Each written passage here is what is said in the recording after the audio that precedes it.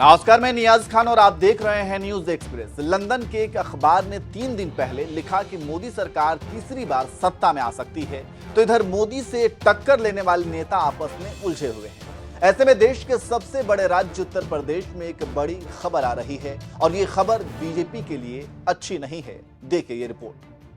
मैले हो जाते हैं रिश्ते भी लिबासों की तरह, दोस्ती हर दिन की मेहनत है, चलो यूं ही सही। भूल थी अपनी फरिश्ता आदमी में ढूंढना, आदमी में आदमियत है, चलो यूं ही सही।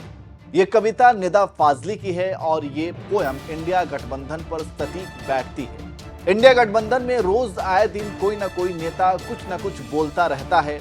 ऐसे में देश की जनता कंफ्यूज रहती है कि ये चुनाव लड़ पाएंगे कि नहीं। अभी दिल्ली की बैठक में देख लीजिए, बैठक हुई दिल मिले नहीं और कोई इधर मुंह फुलाए तो कोई उधर मुंह फुलाने लगा। कोई बड़े पद मांगने लगा तो कोई सीट को लेकर हंगामा खड़ा कर दिया। कई बड़े नेता और गठबंधन के अहम खिलाड़ी प्रेस कॉन्फ्रेंस होने से पहले ही रफूचक्कर हो गए।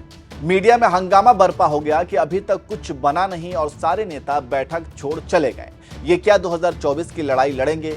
इसी बीच देश के सबसे बड़े राज्य यूपी से इंडिया गठबंधन के लिए बड़ी खबर आई और मोदी शाह के माथे पर पसीना ला दिया। जी हां, कहा जा रहा है कि यूपी की अहम पार्टी बीएसपी इंडिया गठबंधन में शामिल हो सकती है और अगर सब कुछ ठीक ठाक रहा तो बीएसपी इंडिया गठबंधन में शामिल हो सकती है।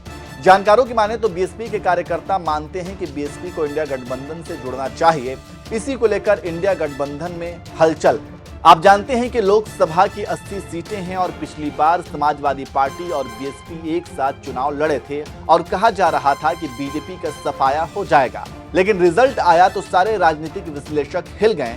क्या थी स्थिति और क्या था मोदी का जादू, आप आंकड़ों से देख सकते हैं। बीजेपी 62, अपना दल 2, बीएसपी 10, सपा 5, कांग्रेस 1।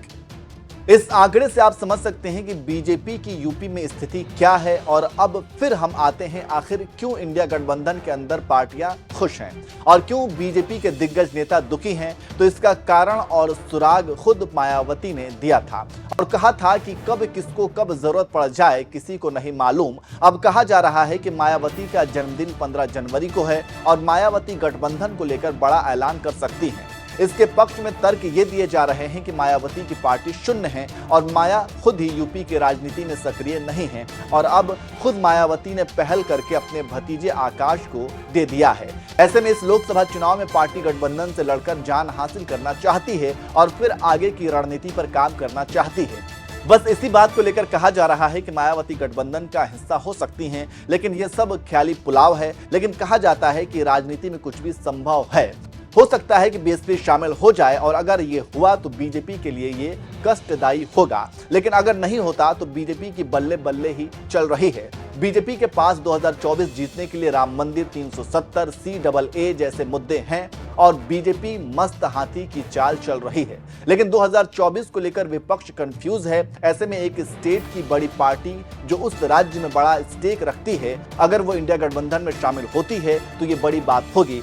अब देखना होगा कि 15 जनवरी को मायावती क्या करती हैं और क्या इंडिया गठबंधन को खुशी मिलती है या नहीं, देखना दिलचस्प होगा।